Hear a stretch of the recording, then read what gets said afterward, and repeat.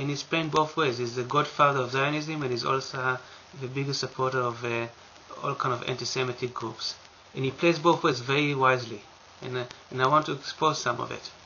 Another important point is that the Jews that do involved in the secret societies, in the elite, in the bankers, are not even a percentage of the entire Jewish population. There are about 50 million Jews today, but I'm not sure exact numbers. There's few thousands and maybe tens of thousands of Jews which are actually part of the elite and part of the conspiracies. The ones that kind of turns the world upside down. So 99 points more Jews are just totally innocent.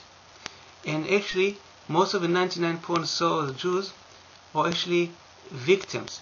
They've been suffering from these conspiracies. So to say that it's a Jewish conspiracy, it's wrong. It's not true. Factually, it's not true. And the Jews themselves have been the biggest victims of the elite. The Holocaust, obviously, and what's going on in Israel between the fight between them and the Arabs. Most Israelis and Jews are victims.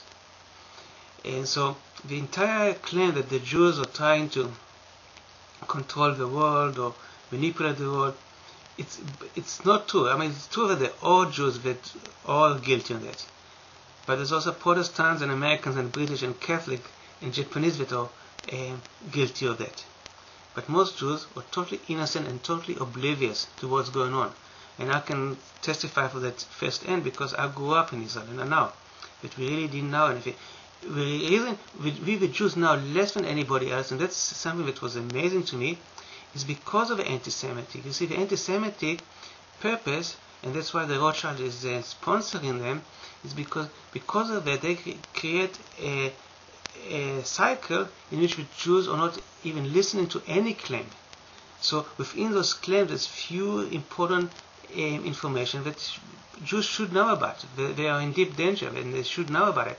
But most Jews were just totally blinded and close-eyed for those because they say, no, these claims are anti-Semitic, they caused us trouble, they hate us, they're nonsense.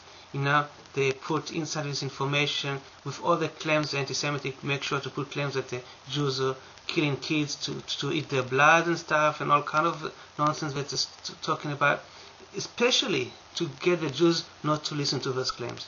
And I want to change it. I really want to change it because within those hundreds of claims that the anti-Semitic make, there are few which are correct and very important.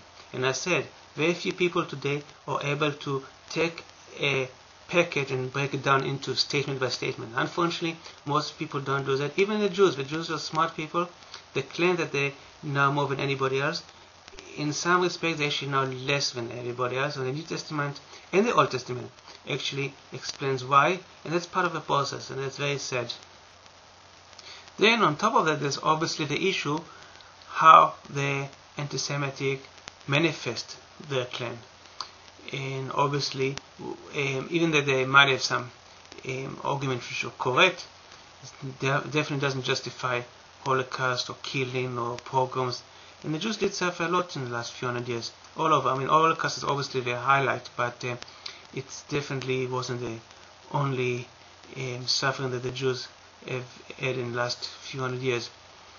And there's nothing justifying it. That's needless to say. It's very sad that the anti-Semitic, this is the method they use, violence with the hatred. But again, that's part of what the Satan and the secret societies wanted to happen. Now, a lot of people ask, how come Elohim doesn't prevent it? How come it doesn't get involved? How come it doesn't save the Jews? And the simple reason is because it's a hell of justice. It can do only through justice. It cannot do something which is unjustified. And again, it's not going to work out of pity. It's going to work out of justice. And that's something very important to remember because people emotionally expect him to operate out of pity. And he's not going to do that. If the anti-Semitic claims make a claim and it's a package and there's 2 correct issues and 8 incorrect issues, claims. If the Jew's going to say, no, everything is nonsense, it's evil, it's not, we're not going to even refer to it or do anything with it, correct it or anything like that, of course Elohim is going to have to take the anti-Semitic side in some ways. I mean, he's going to stand by. I mean, it's not going to help him, but it's definitely won't be able to take the Jewish side, let's say, more correctly.